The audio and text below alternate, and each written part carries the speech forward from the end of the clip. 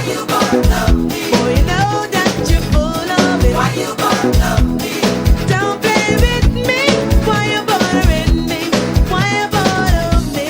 Why you gonna love me? You know you wasn't good for me. Why you gonna love me? You know you couldn't tackle me. Why you gonna love me? Boy, don't test me. Why you bother me? Why you bothering me? Why you gonna love me? You know you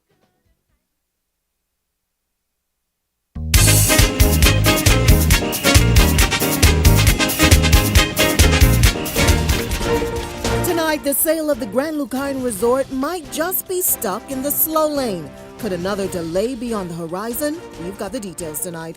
Also, the country's murder count climbs again. We've got the breakdown on the latest developments. And later, an officer accused of crossing the line after allegedly leaving a student bruised. Eyewitness News starts now. Good Friday evening, everyone. I'm Janae Nawal. Thanks so much for joining us. Well, despite Prime Minister Philip Davis's recent comments suggesting that negotiations for the sale of the Grand Lucine Resort are nearing completion, sources close to Eyewitness News indicate that the deal may not be as finalized as it seems, with funding still potentially an issue. Sources telling us that the plan originally pitched to the government as a part of a golf and casino development has largely fallen off the radar following Greg Norman's departure of Live Golf's CEO back in December. Now, since then, the proposed plans appear to have significantly scaled back, with no substantial updates coming from the government or its potential buyers.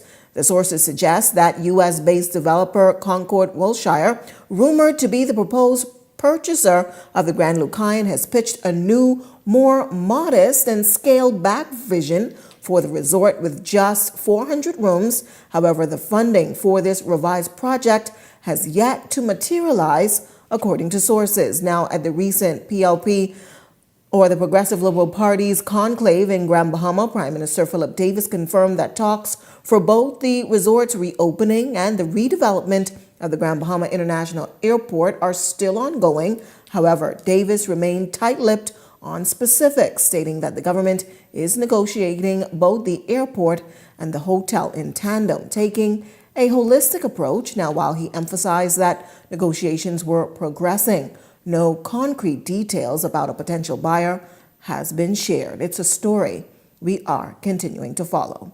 On to some other news tonight. The murder count now reaching the double digits, 10 now recorded for the year, after a man died in hospital almost a week after he found himself under gunfire while traversing on East Street South in a gray Nissan Cube during a broad daylight shooting. Police officials releasing a statement earlier this afternoon disclosing that the victim died in hospital this morning. It's a story we are continuing to follow. Also, on some more news from the crime beat tonight, police foiling an alleged human smuggling operation in the Abacos, a joint operation on Thursday, resulting in the arrest of several Bahamians at the detention of a group of undocumented migrants. Well, preliminary reports indicate that officers acting on information arrested 5 Bahamians, ages 42, 37, 29, 30, and 18. This on suspicion of human smuggling in Mount Hope by police, defense, and immigration officials. Additionally,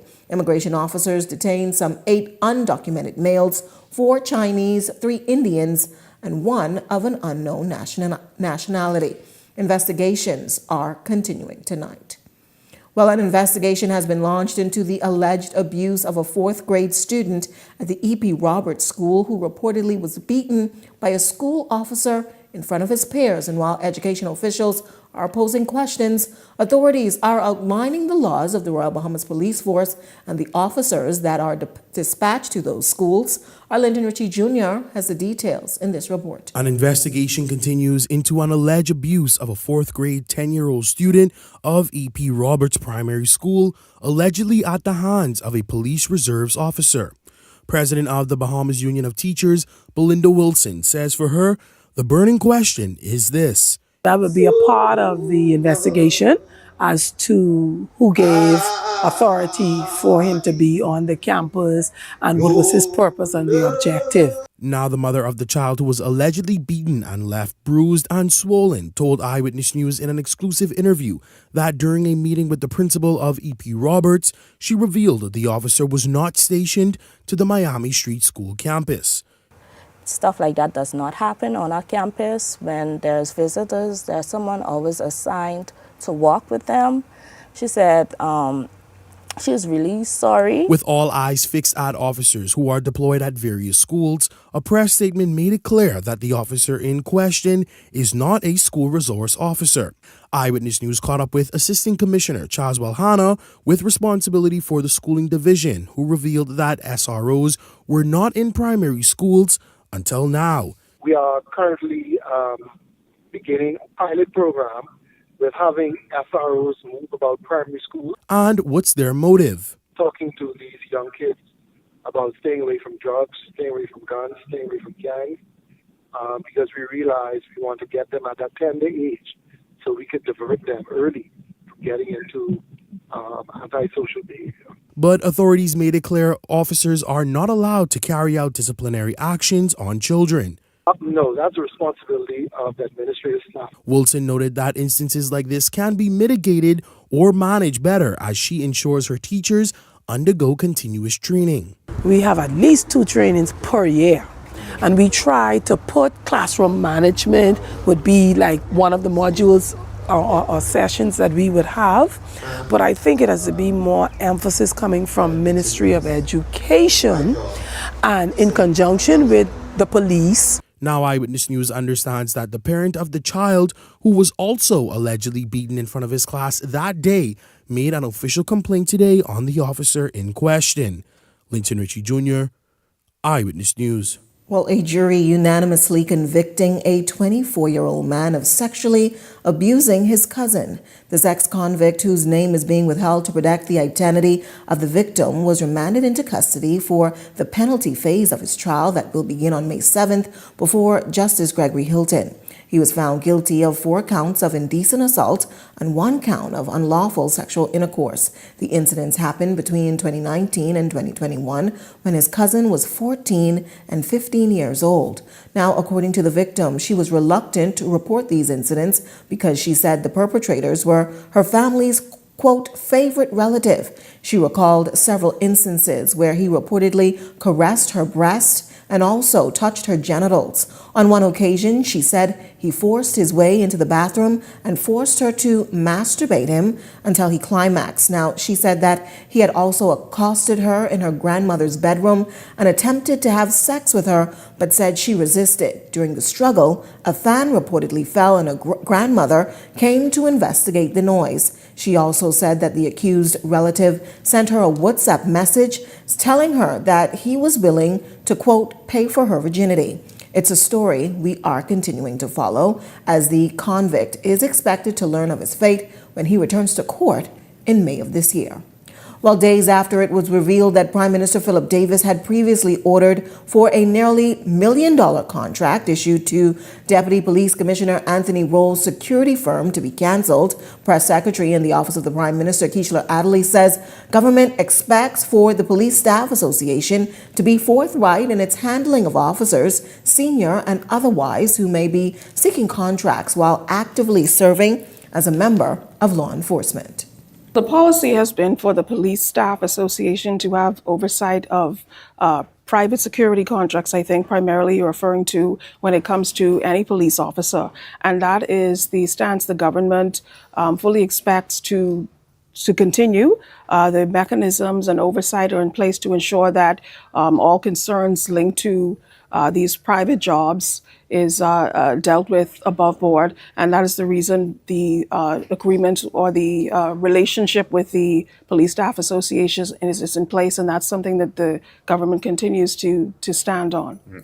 Well, the fallout from the recent local government elections in South Andros has taken a dramatic turn, with one elected councillor speaking out tonight, saying the government moved swiftly to remove that administrator from office who was accused of violating the law. Our Jose Atienne has the details in this report. Island Administrator for the District of South Andros, Julita Smith Ingram, being placed on administrative leave marks the birth of a new chapter for democracy in that district. At least that's according to Thalia Duncombe Hunt, a local government councillor for South Andros, who claims she was victimized by Smith Ingram's reported unlawful actions. That was a very good move. And I think, they acted swiftly. It all stemmed from the local government elections last month that resulted in Duncombe Hunt being one of 9 elected council members for South Andros on January 23rd. But despite her victory, she faced an uphill battle. She tried to disenfranchise the city by taking it away and performing an illegal election for council, for the seat. She did not want me there. Just to get an understanding of how Duncombe Hunt says Smith Ingram allegedly broke the law. She disregarded the act, which only she had knowledge of, this regulation, and decided to perform an illegal election, which resulted in an illegal council being formed. Eyewitness News got a hold of a purported letter signed by the Permanent Secretary in the Ministry of Works and Family Island Affairs, Anya Simonet.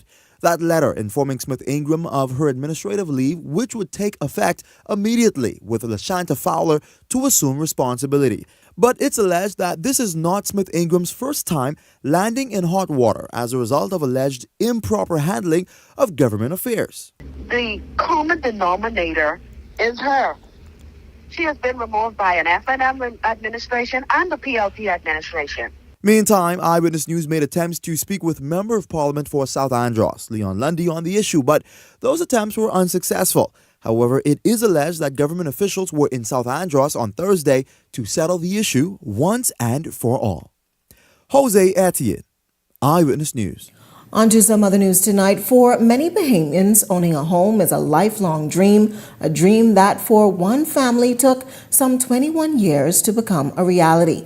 And tonight they are standing among the newest homeowners in the Renaissance subdivision, a moment that marks more than just a house. It's a culmination of sacrifice, determination, and hope. Our Delano Roker has the story tonight. For Barika Butler and her family, the road to home ownership was filled with obstacles, financial hurdles, changing policies, and moments where the dream seemed out of reach. But tonight, as they received the keys to their new home, she says every struggle was worth it. It was a long journey, but in the end, very rewarding. It's been 21 years of trying to do this. I set a goal from I was 20, knowing what I wanted, knowing that one day I wanted kids and I would love my kids to have their own bedroom, their own home, their own yard. And from setting that goal, I set out to pursue that. But the Butlers aren't alone. Across the country, countless families share similar stories, navigating a housing market where affordability remains a challenge. The Davis administration has made tackling this issue a priority, introducing initiatives to make home ownership more accessible, including first-time homeowners stamp duty exemption, increased tax exemption on homes under $300,000, revised loan structures, lower customs duty on building materials, and streamlined land transactions. Prime Minister Philip Davis says these measures are not just about building houses, but creating opportunities for Bahamians to build a future. One of the great privileges of serving as Prime Minister is the opportunity to help Bahamians make their dreams come true. One of my great joys is celebrating when Bahamians become first-time homeowners. There is no feeling like owning your own home. That's why we are working hard to put home ownership in reach for hundreds of Bahamian families through Renaissance at Carmichael and in the developments throughout our islands. And with 300 homes planned for the Renaissance subdivision, Housing Minister Keith Bell says more families will have the chance to experience the same life-changing moment as the Butlers. The Renaissance subdivision, their area was identified by the former administration. Unfortunately, their policy was to not build no homes. They didn't do anything. We came behind and we not only put the plans together, but as you could see, this is a 300 when the subdivision is completed, there will be 300 homes. So far, we are approximately 50 homes, but you could see there's construction going on over to the west, over to the east, and over to the north. Over the next year, you're going to see a number of homes being presented. For the Butlers, tonight is more than just a new beginning. It's a reminder that persistence pays off. I'm standing in the Renaissance subdivision where new homeowners will soon be turning the keys to their future. Some models have already been built and others already have persons moved in. I'm Delano Roker, Eyewitness News. Thanks, Delano. Well, implementing smart meters seems to be high on the agenda for the Water and Sewage Corporation. At least that's according to the corporation's general manager, Robert Deal, who says officials are looking to provide some 65,000 residents with this tool that Deal says will improve customer experience as well as monthly billing efficiency. 45,000 meters are already here and they are being installed now. A further 5,000 should be here by February, and we expect by the end of this year, up to about another 30,000 will arrive.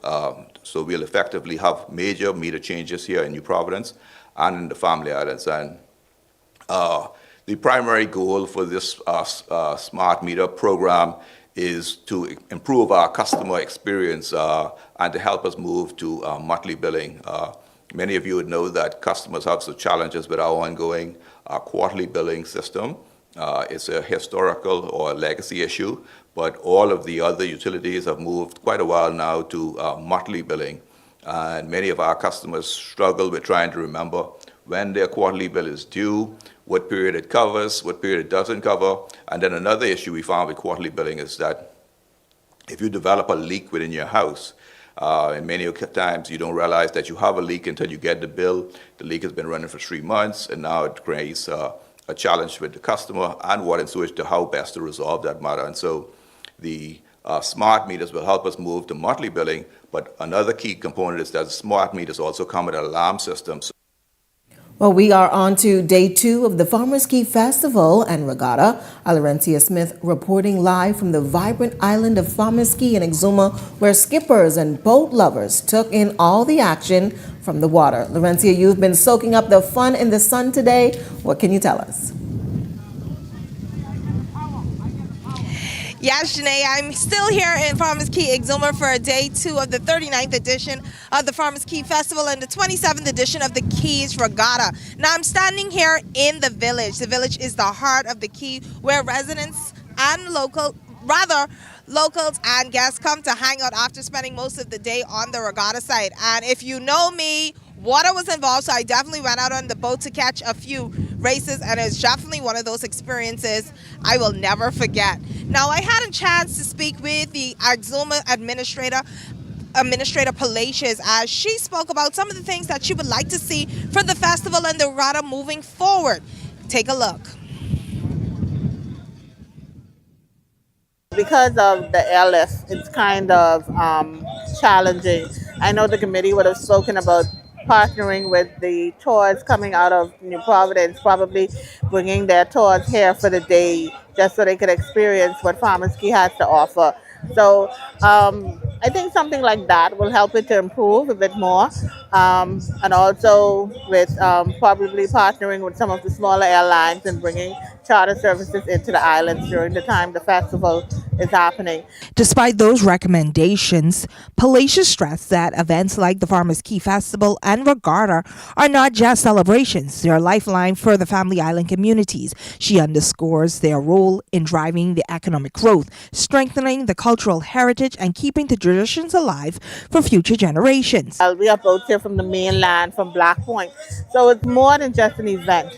You know, it's important to keep this culture alive and to keep that camaraderie between the other islands and that connection that they would have built from way back then. You know, it's still happening now, and it's happening through regattas.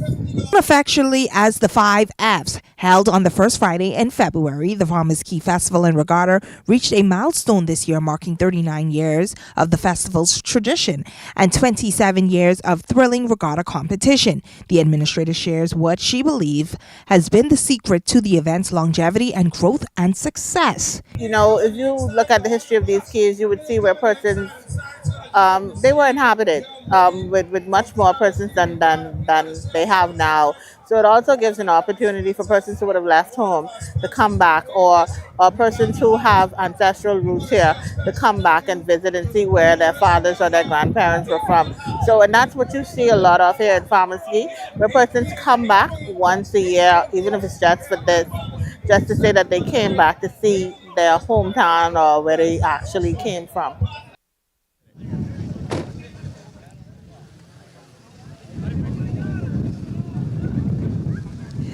So, Janaea, like I noted, I have officially been adopted here in the Key after a few short hours, so I'm definitely looking forward to all of the fun activities that are set to take place tomorrow, and I will definitely be back on the boat for another round of sailing as a champion will be crowned for the Farmers Key Regatta. So, live here from Farmers Key, Exuma, Laurentia Smith, back to you at the desk, Janaea. Ranty is having a good time. Well, if you've got a news tip or if you've seen news in the making, call the IR News hotline at 397-6397. We also invite you to send your letters to the editor for publication on all of our social media platforms at eyewitnessnewsbahamas@gmail.com. And if you're watching on our Facebook or YouTube page, share your thoughts about today's stories in the comments section. We want to hear from you. We're just getting started in Eyewitness News tonight, but when we come back, SpaceX is coming to the Bahamas, but it doesn't come without some scrutiny. We've got more on that right after this break. And Police Commissioner Shanton Olds responds to funeral directors and their claims of unpaid fees. More news right after this. Whether you're crossing borders or navigating busy airports, with BTC's reliable data roaming, you're always in touch.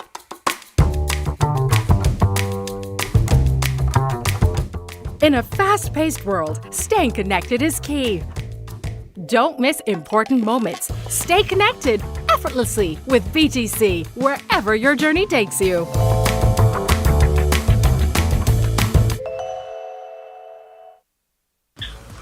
What? You don't know what TDC is? Tourism Development Corporation? You mean the Ministry of Tourism? No, that ain't the same thing, buddy. The Tourism Development Corporation helps to develop and grow behemoth businesses in the tourism industry. You hear what they say, boy? Oh, yeah. Develop and grow. You don't know what all the things they do? What does do? Like, check the website, boy. Start your journey to ownership of our #1 industry today. Log on to tdcbahamas.com. Check this out, you don't know how I did this. Paper! You want fun? Fine. Wait, all you need is 4 people to sign up and you straight pay cash. I know, man. This sounds like a pyramid. Yeah, to build your way to the top. Like I say, direct angle. Sound like big money to me.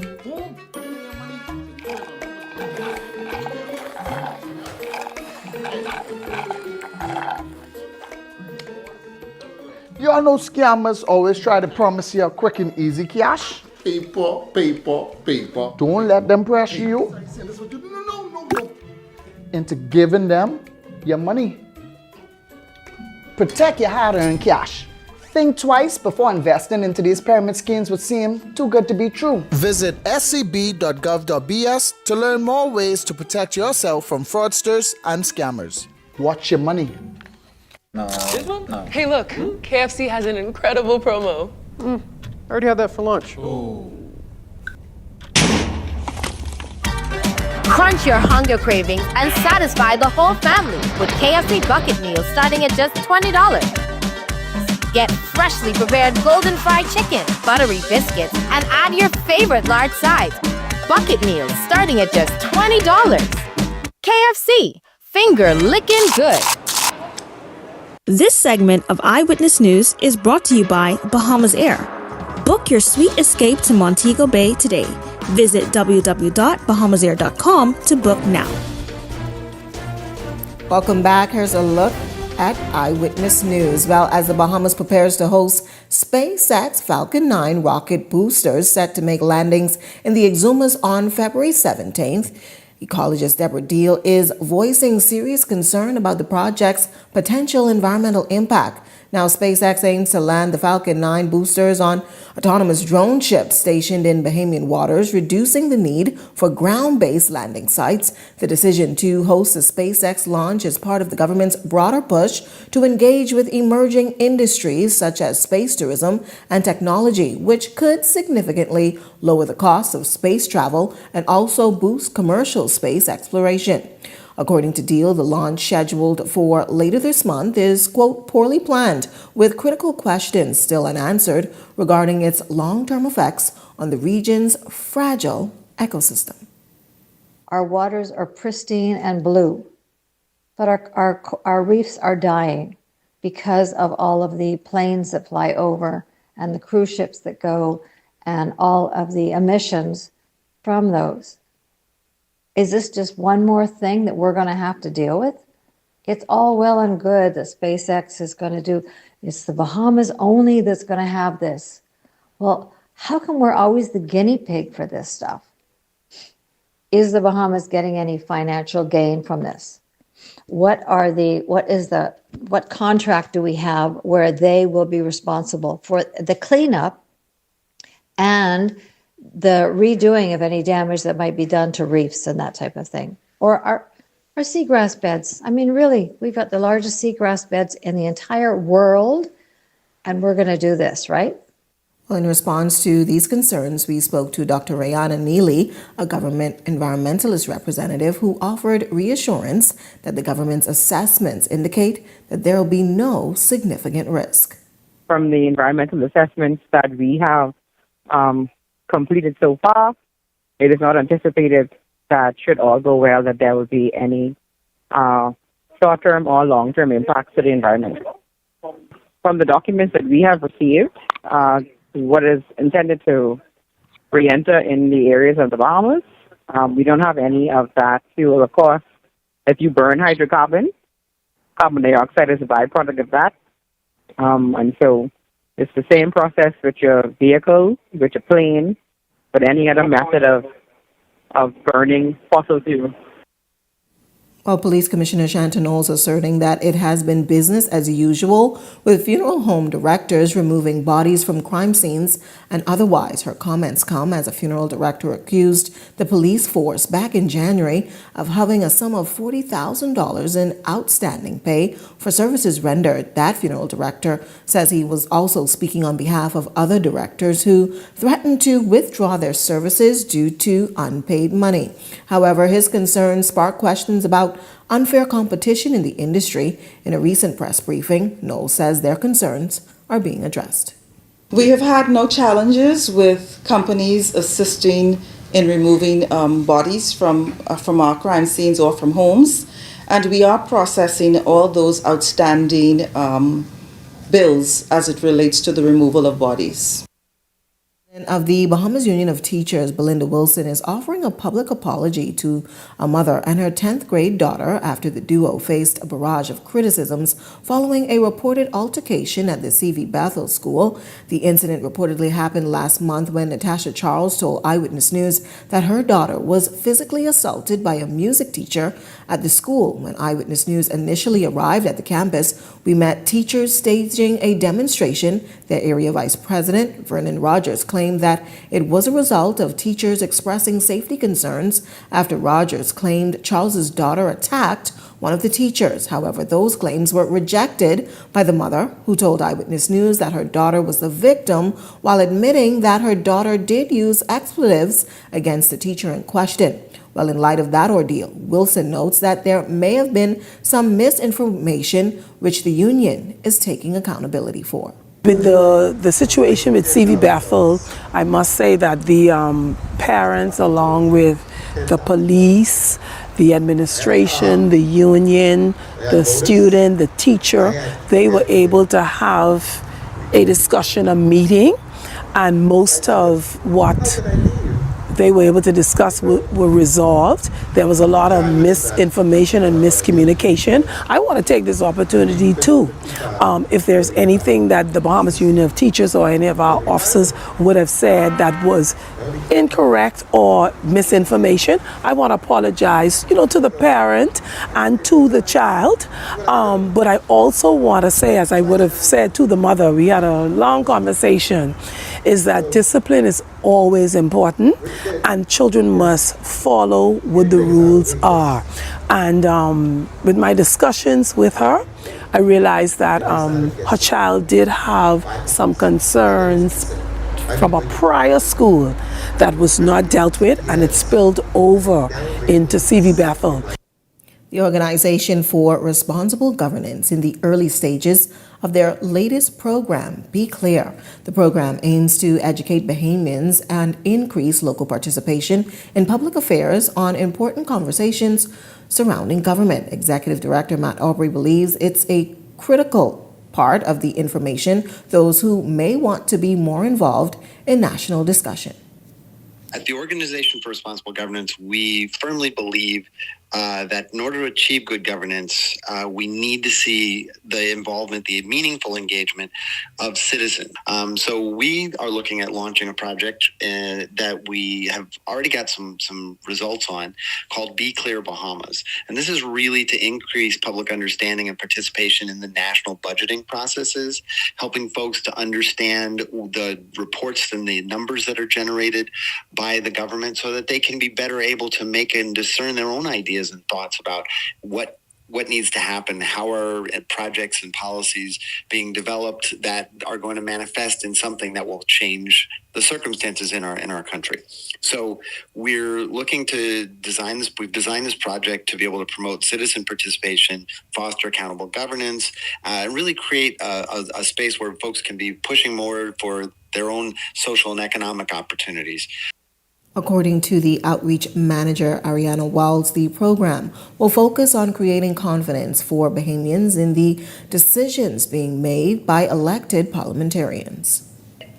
Public trust is the confidence that the public has in institutions, government entities, and organizations to act in a fair, ethical, and responsible manner. So what we've found is that when people trust their leaders and their institutions, they're more likely to get involved, support policies, and follow rules and the law. But on the other hand, if they don't trust these institutions, then they're more likely to be skeptical and resist what's being proposed or to just ignore the system altogether. So by executing this Be Clear Bahamas program, we're actually building people's capacity to make informed contributions.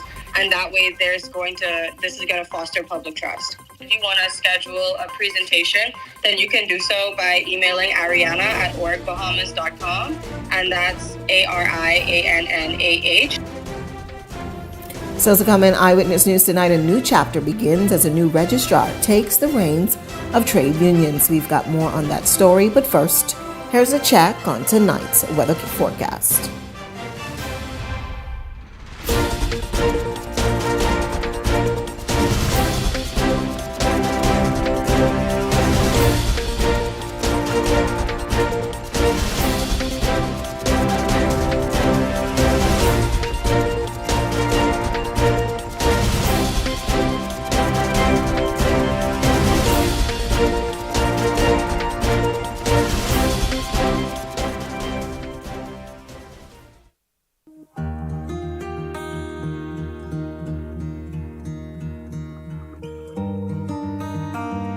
You work hard to provide for and protect the ones you love. However, life can present unexpected challenges. Who you call in times of need matters. Insurance Management is a Bahamian-owned company that has been serving our community for over 40 years, offering a wide range of coverage for all of your personal, professional, and commercial needs. When life happens, rest easy knowing that our skilled and experienced agents are there for you in your time of need, so that you can get back to what matters most. Insurance Management. Nobody does it better.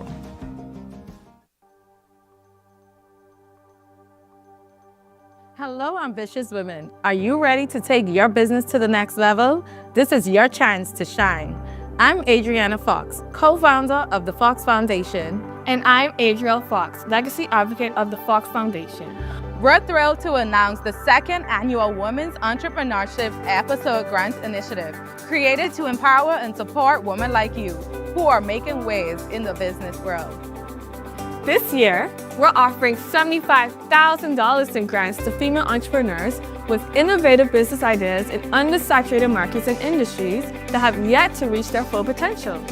Our top 3 prizes are $25,000 for first place, $20,000 for second place, and $15,000 for third place. In addition, 7 runner-ups will receive $2,000. We encourage businesses such as those in digital markets like web innovations, AI-driven service, niche e-commerce, or emerging industries such as green technologies, health tech, cultural tourism, and personalized educational platform. Whether you're launching a startup, scaling your business, or tackling that big idea that needs a financial boost, this grant is for you. Last year, we funded 10 incredible entrepreneurs, and this year, it could be you. Imagine what you could achieve with the funding to grow your dreams. Apply now and join a powerful community of women entrepreneurs leading the way. Applications are open from January 31st to February 28th. Don't wait. Visit our website for more information. This is your opportunity to break into a growing market and make an impact. Apply today and let's build a future of unstoppable women entrepreneurs together. This segment of Eyewitness News is brought to you by EV Motors. Drive the future with brand new 2024 electric vehicles. EV Motors, powering your journey. Welcome back. Here's a look at your Eyewitness News gas tracker. You're getting the cheapest tonight at Rubis, $5.33. Shell coming in at $5.38 and Esso $5.58. Welcome back. You're watching Eyewitness News. Well, the Department of Labor and the Office of the Registrar of Trade Unions holding a Registrar of Trade Unions handover ceremony today as the outgoing Registrar Van Delancey, who was retiring, handed over the reins to Yolanda Ward-Gullop. Now, Acting Minister of Labor Zane Lightbourne bringing remarks speaking to the significance of a Registrar of Trade Unions and the gap it bridges. As we are all aware, this office plays a pivotal role in shaping the dynamics of labor relations, protecting workers' rights, and fostering a fair and equitable working environment in the Bahamas. Established under the Industrial Relations Act, this office is responsible for the registration and regulation of trade unions within our country, and it is indeed a fact that trade unions are critical in protecting workers' rights and interests, negotiating better working conditions, and advocating fair wages. Lightbourne commended Van Delaney for the work that has been done and the legacy he now leaves behind, noting that the new registrar will honor and uphold the standard of her predecessor. All of this is encompassed in decent work. The registrar's role ensures that the unions operate within the legal framework, promoting transparency and accountability. One of the primary responsibilities of the registrar is the registration of trade unions. This process is crucial because it legitimizes the union's existence and provides them with legal recognition. Well, for horse enthusiasts, Equestrian Bahamas is set to host its highly anticipated annual competition, showcasing elite-level riders from across the country. The event promises thrilling displays of skill, precision, and horsemanship as competitors vie for top honors in the various categories. The president of the Equestrian Bahamas, Kathy Ramsey-Pierre, is extending a warm invitation to the public to attend, highlighting the event as a family-friendly experience. This weekend, we're excited to have at Camperdown Equestrian Center a horse show, a two-part horse show. On Saturday, the Equestrian Bahamas Federation will be hosting the 3rd Annual Caribbean Equestrian Association Mini Jumping Challenge. This is a very special competition that is contested amongst 11 member nations in the Caribbean, of which the Bahamas is one. And this is the 3rd time that we are holding the competition. The president of the Caribbean Equestrian Association will be on hand to judge the event, so we are very privileged that she will be here, Ms. Heidi Mello, to do that. And the competition starts at 10 a.m. on Saturday here at Camperdown, and the admission is free. There will be refreshments on sale.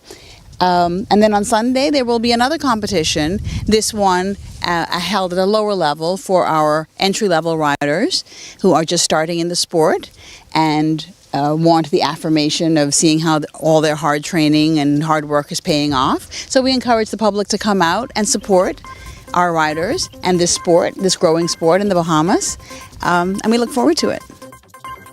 So to come in Eyewitness News tonight, Laurencia still in Farmers Key. She has the latest from the regatta site right after this break. Doctors Hospital is reimagined primary care. We have invested to improve our health system, ensuring that accessible, affordable, world-class clinical care is closer to you. Your relationship with a primary care provider shapes the foundation of your overall health. Our new, modern primary care facilities are where critical diagnosis and true personalized treatment begin. With locations across New Providence, Grand Bahama, and Exuma, we invite you to experience the Doctors Hospital difference. Book your next appointment at clinics.doctorshos.com. Who are the boss for dancer? International events and production. Alive, Bahamas Air, Everybody Wins Live, and Field of Vibes Bahamas Weekend presents the Evolution Concert on Saturday, March 29th at Clifford Park, featuring Vibes Cartel and Friends. Bahamas, Nassau, where is Saturday the 29th of March? It's one of the biggest events to hit the shores of Nassau, Bahamas. Get ready for Adi the Teacher, the Dancehall King, aka the World Boss, Vibes Cartel. Real bad man, no muggle in a shot. Log into our official airline Bahamas Air for travel specials. It gets better. We're also giving away a brand new Cybertruck. And up to $50,000 in cash and prizes at the concert. Compliments of Everybody Wins Live. Log into our website, feelthevibesweekend.com. For tickets, tables, skyboxes, and more info. Visit Ticket Flare or email intlevents242@gmail.com. WhatsApp or call 1242-808-2369. I remember Cartel go did it.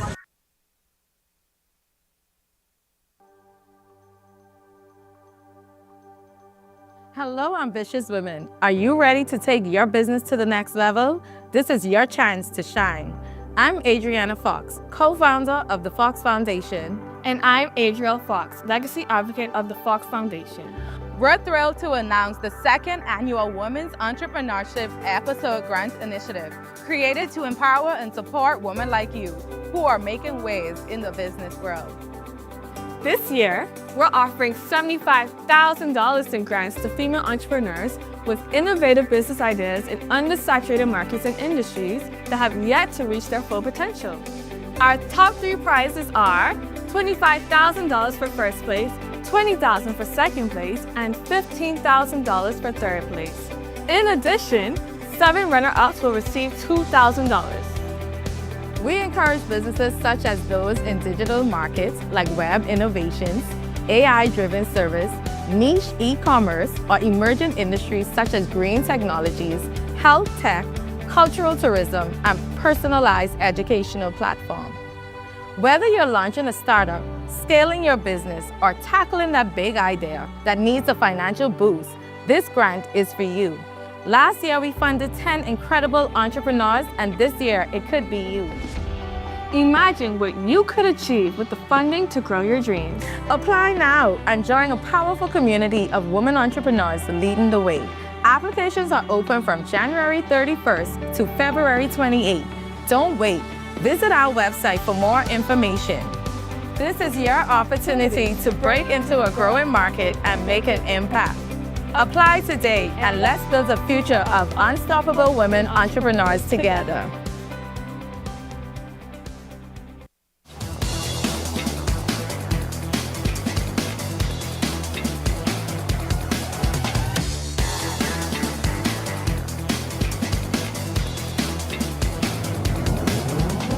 Eyewitness News Sports is brought to you by 103.5 The Beat Super Bowl Advertising Package. Contact 557-0258 or 557-0259 to advertise now. Welcome to another edition of Eyewitness Sports. I'm Laurencia Smith, here from Farmers Key, Exuma for the 27th edition of the Farmers Key Regatta. Now, 18 skippers in the Class C division took to the high seas today for day one of competition.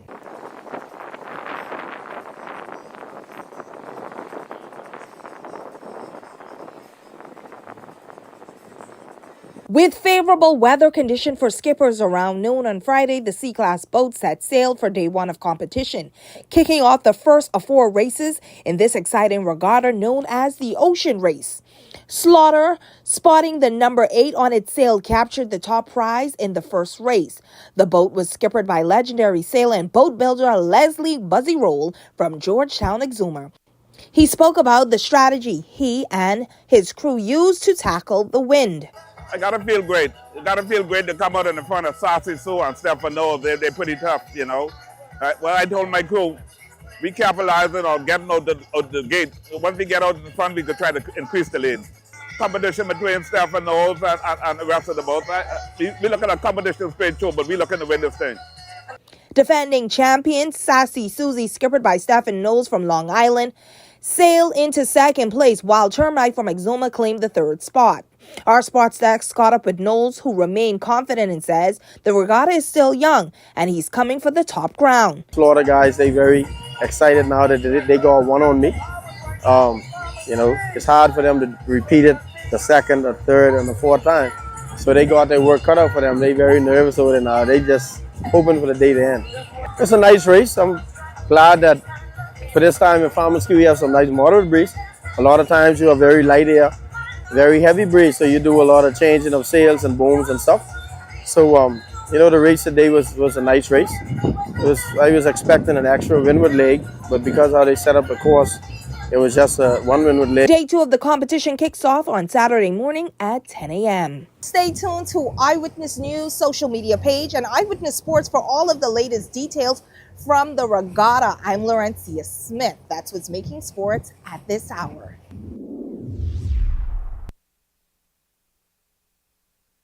Edenwell has expanded their testing menu. We now offer blood work, drug screening, and so much more. Our hours of operation are Monday to Friday, 7 a.m. to 5 p.m., and Saturday, 8 a.m. to 1 p.m., located on 11 Madera Street. We are here for all of your laboratory needs, with fast and reliable lab work done by our friendly and knowledgeable staff. Let us help you take the needed steps to stay in the know about your health. Let's keep working towards a healthier you. Stay Eden well. Ultra Games turns 8, and it's your chance to participate in the Ultra Winning Experience.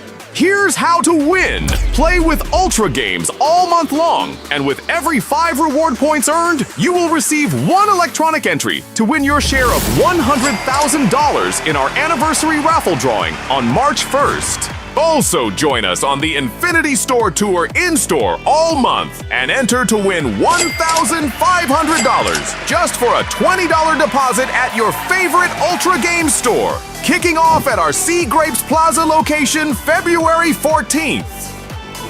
Visit ultragames.com or our socials for more information. Terms and conditions apply. Ultra Games, unleash your luck. This new year, EV Motors is starting the year off strong with incredible savings on brand new electric vehicles. Charge into the new year with 0 emissions and endless savings during our New Year clearance sale, where you can drive into 2025 with one of our brand new EVs at discounted prices. And that's not all. Take advantage of a special financing offer with CIBC Caribbean with a 4.5% interest rate and up to 10 years to repay. But hurry, the clock's ticking, and these deals won't last long. With our diverse selection, there's an EV here for everyone. Get the BYD Seagull Plus for as low as $258.43 per month. The Toyota BZ4X for as low as $512.91 per month. The BYD One Plus for as low as $392.79 per month. The BYD Song Plus for as low as $518 per month. The BYD Tank Plus for as low as $725.46 per month. The Mercedes-Benz for as low as $725.46 per month. The BMW iX3 for as low as $725.46 per month. The Carry Cargo Van for as low as $351.33 per month. And the Carry Elephant X7 truck for as low as $393.72 per month. Enjoy unbeatable clearance prices with our New Year clearance sale. Terms and conditions apply. Prices are VAT exclusive. It's the EV Motors New Year clearance sale. Call or visit us today to secure your brand new EV. You're watching Eyewitness News. Well, that wraps up news this Friday. But coming up and Beyond the Headlines with Shanique Miller, it's a look at all of this week's top stories with the Hot Topics panel. That's coming up and Beyond the Headlines. That starts right after this. That does it for us here at Eyewitness News. It's certainly been a pleasure having you in our company tonight. On behalf of the entire news team, I'm Janae Nawal saying good night and be safe, everyone. Have a Ladies weekend. and gentlemen, mark your calendars. On February 22nd, 2025, the Ministry of Education and Technical and Vocational Training proudly presents the Excellence in Education Awards Ceremony, a night to honor the heart and soul of education, our educators, administrative, and technical support teams. We'll honor creativity with the Innovation Award, perseverance with the Resilience Award, and long-term commitment with the Longest Serving with Excellence Award. Celebrate school pride with the School Spirit Award and proven strategies with the Best Practice Award, spanning from early childhood to alternative education. We'll highlight rising stars with the Gen Next Award, heartfelt contributions with the Student Choice Award, top school performance with the Academic Excellence Award, and so much more.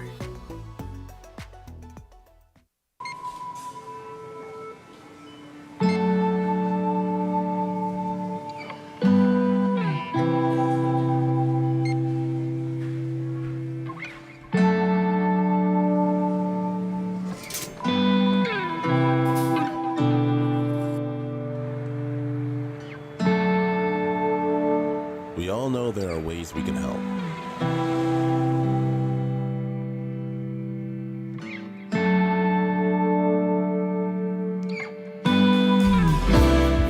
Your help can go even further.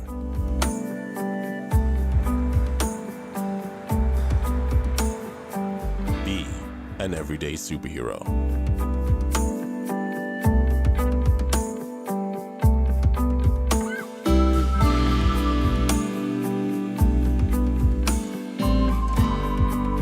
Donate to Hands for Hunger.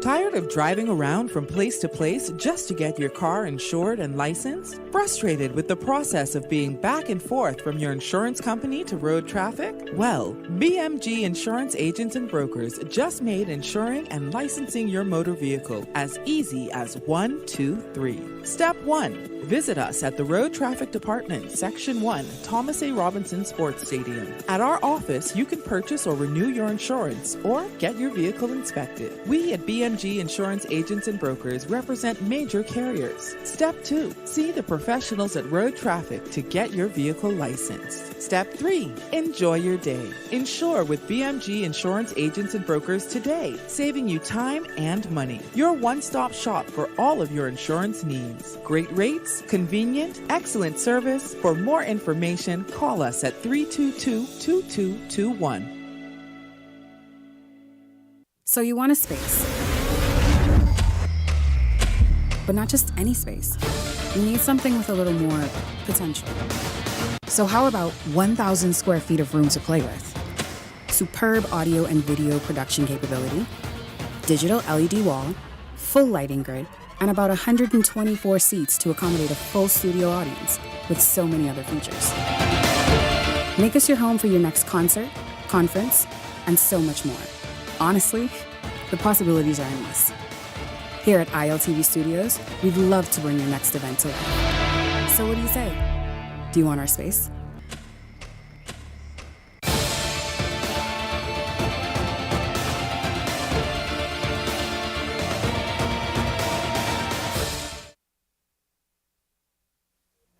The thoughts, views, and comments expressed by the hosts, guests, and callers on Beyond the Headlines are not necessarily those of management, ownership, or production unit of the Verizon Media Group. Beyond the Headlines is a production of ILTV Studios and cannot be reproduced or represented in part or entirety without express written permission of the Verizon Media Group. Beyond the Headlines is the intellectual property of the Verizon Media Group. Copyright 2021.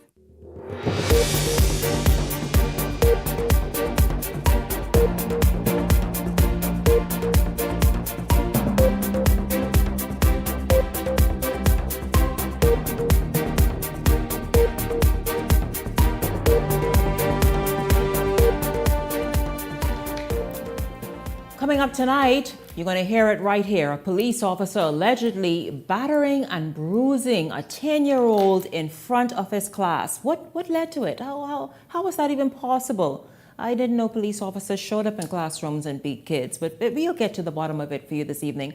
Also tonight, what is the story in Andros? Reportedly, a local government official there has been put on administrative leave. And so what's the story?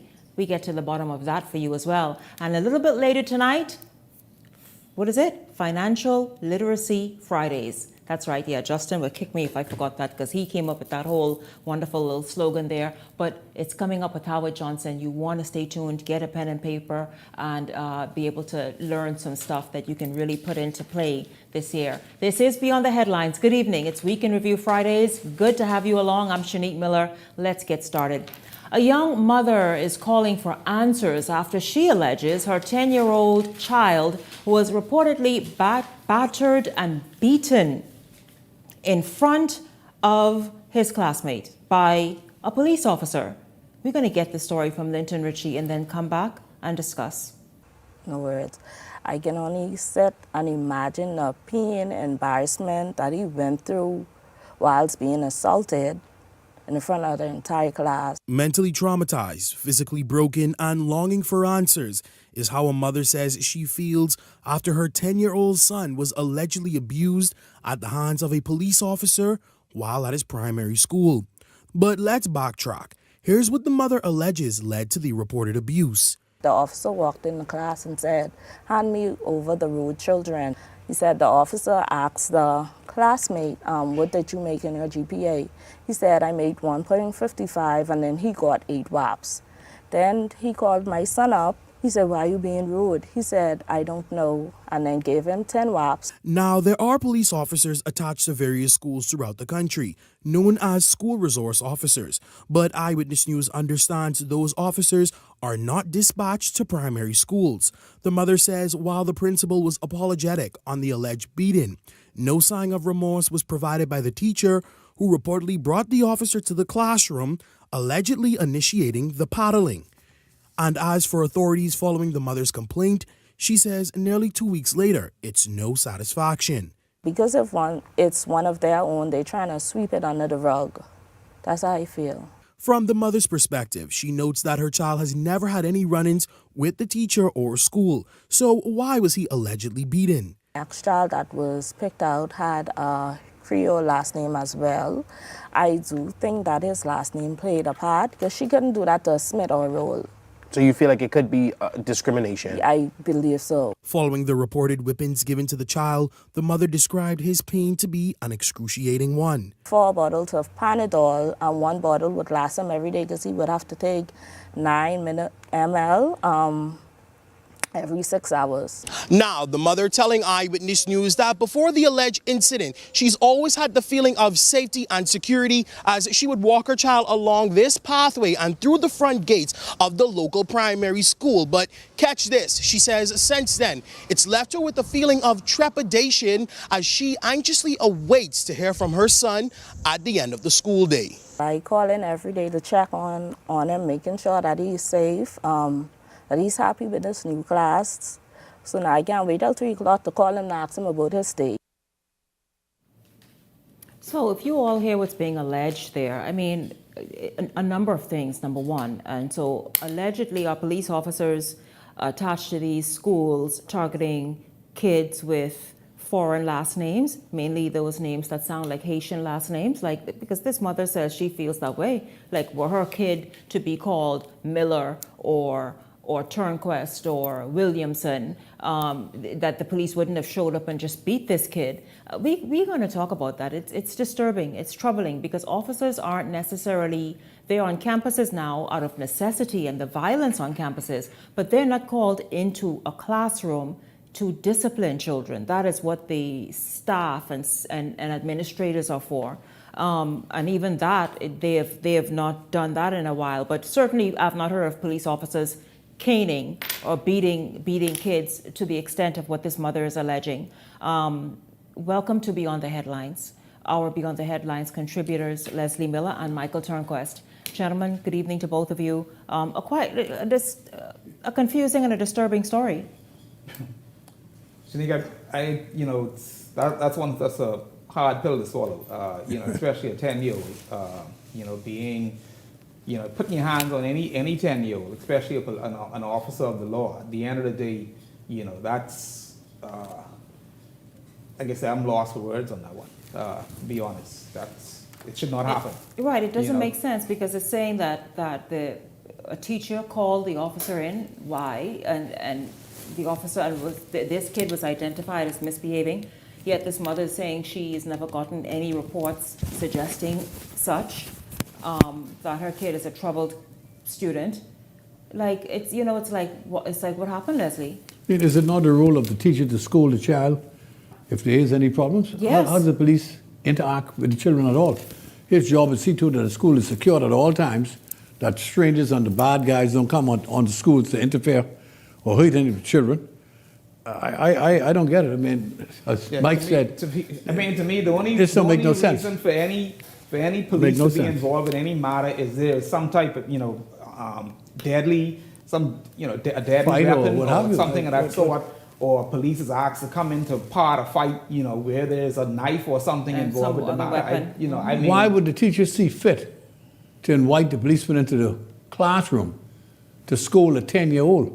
A 10-year-old. Why is that necessary? Who apparently doesn't have a record of even having to go to the principal's office or. I am sure that the scolded. Honourable Minister Glenys Hanna Martin have a team investigating that to give us the real results.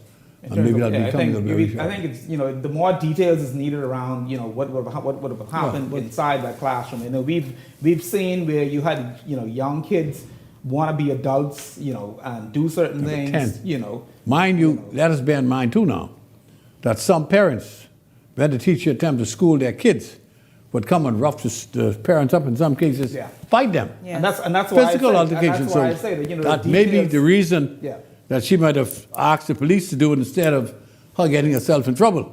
Well, that's true. I think the details is needed around it, and if it turns out that is necessary. The young man might have raised his voice in then that used profanity. You don't know what happened.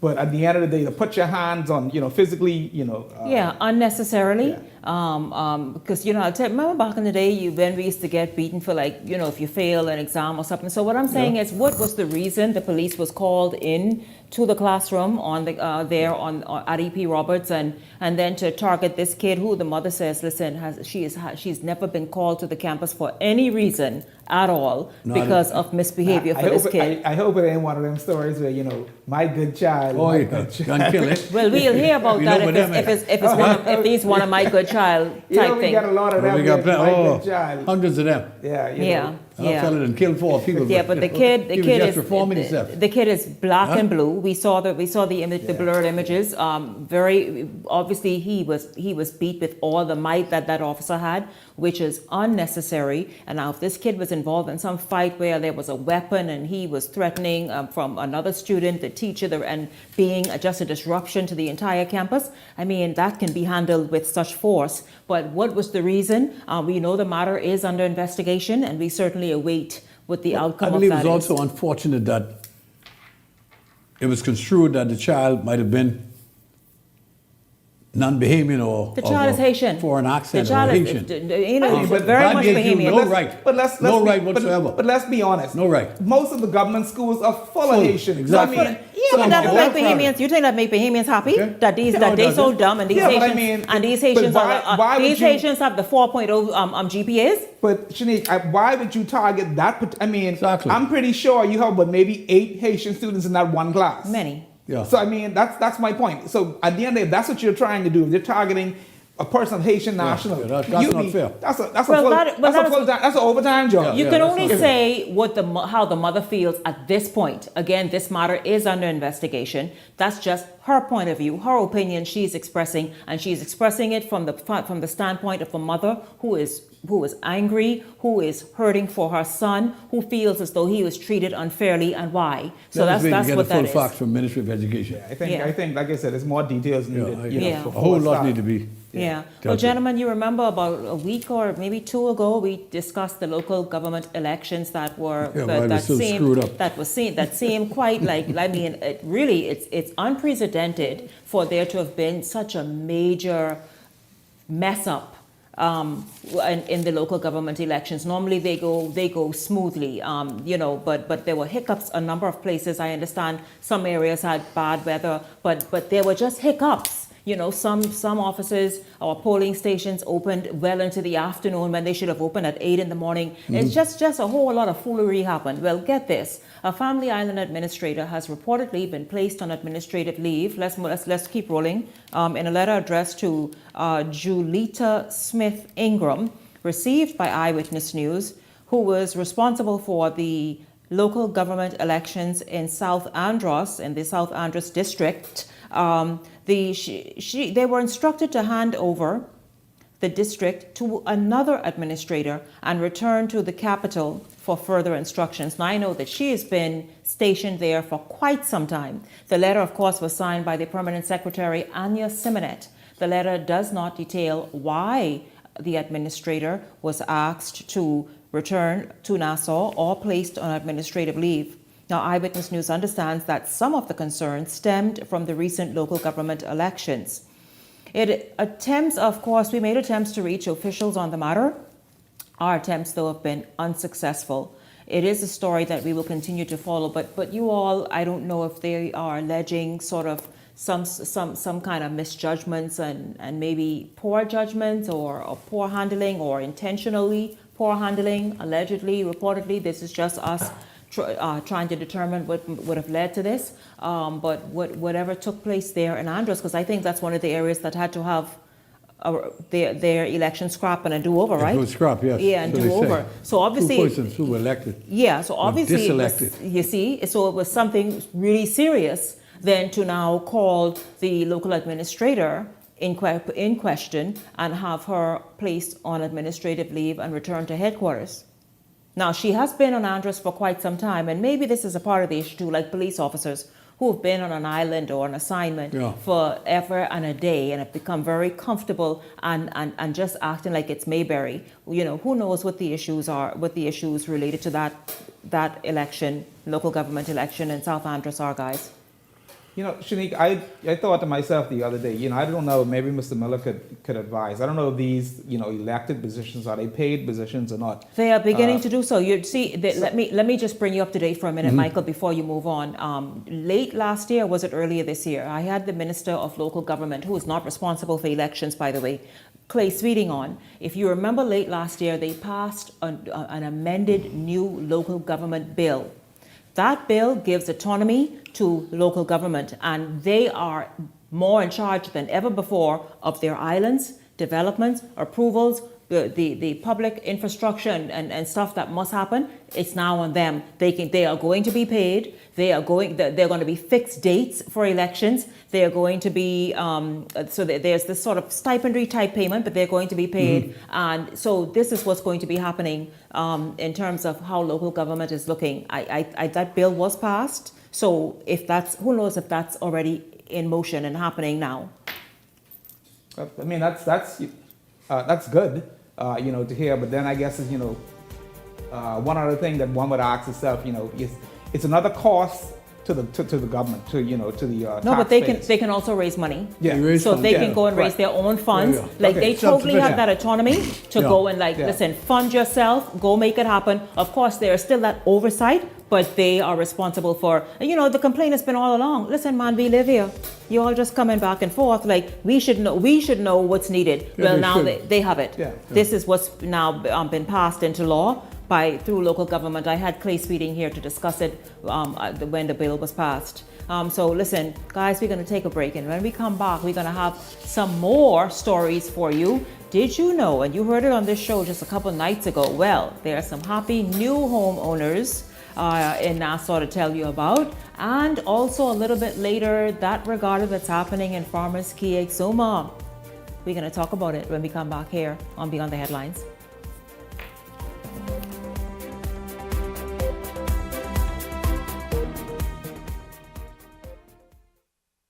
Who are the boss for dancer? International events and production. Alive, Bahamas Air, Everybody Wins Live, and Field of Vibes Bahamas Weekend presents the Evolution Concert on Saturday, March 29th at Clifford Park, featuring Vibes Cartel and Friends. Bahamas, Nassau, where is Saturday the 29th of March?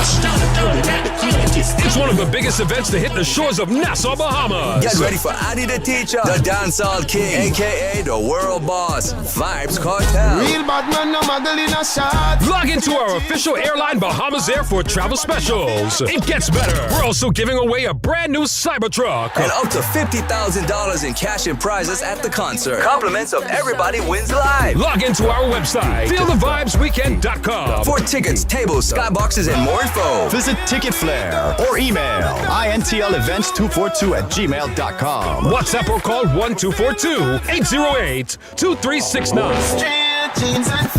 I remember Cartel I go did it. What? You don't know what TDC is? Tourism Development Corporation? You mean the Ministry of Tourism? No, that ain't the same thing, buddy. The Tourism Development Corporation helps develop and grow behemoth businesses in the tourism industry. You hear what they say, buddy? Oh, yeah. Develop and grow. You don't know what all the things saying do? What does do? Wait, check the website once. Start your journey to ownership of our #1 industry today. Log on to tdcbahamas.com.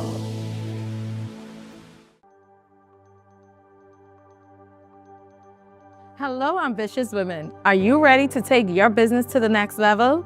This is your chance to shine. I'm Adriana Fox, co-founder of the Fox Foundation. And I'm Adriel Fox, legacy advocate of the Fox Foundation. We're thrilled to announce the second annual Women's Entrepreneurship Episode Grants Initiative, created to empower and support women like you who are making waves in the business world. This year, we're offering $75,000 in grants to female entrepreneurs with innovative business ideas in undersaturated markets and industries that have yet to reach their full potential. Our top 3 prizes are $25,000 for first place, $20,000 for second place, and $15,000 for third place. In addition, 7 runner-ups will receive $2,000. We encourage businesses such as those in digital markets like web innovations, AI-driven service, niche e-commerce, or emerging industries such as green technologies, health tech, cultural tourism, and personalized educational platform. Whether you're launching a startup, scaling your business, or tackling that big idea that needs a financial boost, this grant is for you. Last year, we funded 10 incredible entrepreneurs, and this year, it could be you. Imagine what you could achieve with the funding to grow your dreams. Apply now and join a powerful community of women entrepreneurs leading the way. Applications are open from January 31st to February 28th. Don't wait. Visit our website for more information. This is your opportunity to break into a growing market and make an impact. Apply today and let's build a future of unstoppable women entrepreneurs together. If you enjoy watching Beyond the Headlines, take advantage of our exclusive offers with 4 15-minute interview segments at $1,200 and 20 30-second TV ads at $2,000. Contact 557-0258 or 557-0259 for more information. Go beyond with Beyond the Headlines. This segment of Beyond the Headlines is brought to you by EV Motors. Drive the future with brand new 2024 electric vehicles. EV Motors, powering your journey. 60% of the damn cruise port. Welcome back to Beyond the Headlines. Continuing this evening, hope you're enjoying tonight's show. Let's just tell you about this. You heard about the new housing thrust and attention giving to housing, whether it's rent to own or whether it's access to owning a house right out front because of the housing crisis, the housing shortage, the fact that there are so many landlords now turning their properties into Airbnb, and rightly so, because I tell you, there's a lot of things be happening in these apartments. But the point is, though, Minister of Housing, Keith Bell, offering insight into the government's plans to alleviate the housing shortage. Bell also says the Davis administration will be constructing a new Adastra Gardens community, adding 160 new houses for applicants. Take a look at this and then we'll come back and talk. For Barika Butler and her family, the road to home ownership was filled with obstacles, financial hurdles, changing policies, and moments where the dream seemed out of reach. But tonight, as they received the keys to their new home, she says every struggle was worth it. It was a long journey, but in the end, very rewarding. It's been 21 years of trying to do this. I set a goal from I was 20, knowing what I wanted, knowing that one day I wanted kids and I would love my kids to have their own bedroom, their own home, their own yard. And from setting that goal, I set out to pursue that. But the Butlers aren't alone. Across the country, countless families share similar stories, navigating a housing market where affordability remains a challenge. The Davis administration has made tackling this issue a priority, introducing initiatives to make home ownership more accessible, including first-time homeowners stamp duty exemption, increased tax exemption on homes under $300,000, revised loan structures, lower customs duty on building materials, and streamlined land transactions. Prime Minister Philip Davis says these measures are not just about building houses, but creating opportunities for Bahamians to build a future. One of the great privileges of serving as Prime Minister is the opportunity to help Bahamians make their dreams come true. One of my great joys is celebrating when Bahamians become first-time homeowners. There is no feeling like owning your own home. That's why we are working hard to put home ownership in reach for hundreds of Bahamian families through Renaissance at Carmichael and in the developments throughout our islands. And with 300 homes planned for the Renaissance subdivision, Housing Minister Keith Bell says more families will have the chance to experience the same life-changing moment as the Butlers. The Renaissance subdivision, their area was identified by the former administration. Unfortunately, their policy was to not build no homes. They didn't do anything. We came behind and we not only put the plans together, but as you could see, this is a 300, when the subdivision is completed, there will be 300 homes. So far we are approximately 50 homes, but you could see there's construction going on over to the west, over to the east, and over to the north. Over the next year, you're going to see a number of homes being presented. For the Butlers, tonight is more than just a new beginning. It's a reminder that persistence pays off. I'm standing in the Renaissance subdivision where new homeowners will soon be turning the keys to their future. Some models have already been built and others already have persons moved in. I'm Delana Roker, Eyewitness News. So Leslie, let's talk about it because earlier this week, gentlemen, Michael, I'll bring you up to date. Earlier this week, we did have a Ministry of Housing official on talking about Renaissance Gardens, Renaissance, and that is happening somewhere in the Carmichael area. But it's good to see things moving because so many Bahamians are just being squeezed by what rent is nowadays, and not just rent in good high-end areas. Once upon a time, if you paid $1,200, $2,000, $2,500 for rent, you lived somewhere where it was desirable. Exactly. Nowadays, the average rent, the average monthly payment is $1,000, and so it's so for one bedroom. Don't forget. Yeah, but but even furthermore, you have to think of what is affordable housing today. It's not what it used to be 10, 15 years ago. $185,000. You're looking at, and even that's a stretch when you look at the cost of the property and the construction cost with inflation of everything that's gone up in terms of construction material things. No such thing as low cost. I don't think it's something that's so-called low cost. Low cost anymore. Don't exist anymore. At the end of the day, the price of construction items and the price of labor for construction has gone up. but you have seen Tremendously. people salaries not moved. Not moved to match So, it. the thing is, who are you going to find to be able to afford to put in these homes? Persons that can keep up with their mortgage, over a 25-year period, whatever the terms are. This is key. I think this is the main.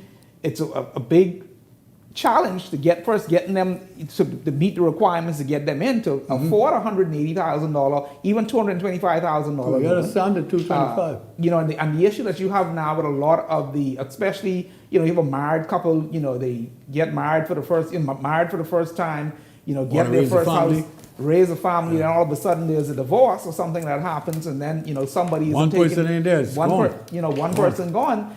It now becomes a challenge because it was spread amongst two individuals. More than that sometimes. So I think what used to be affordable housing isn't affordable anymore. No. It's out of reach.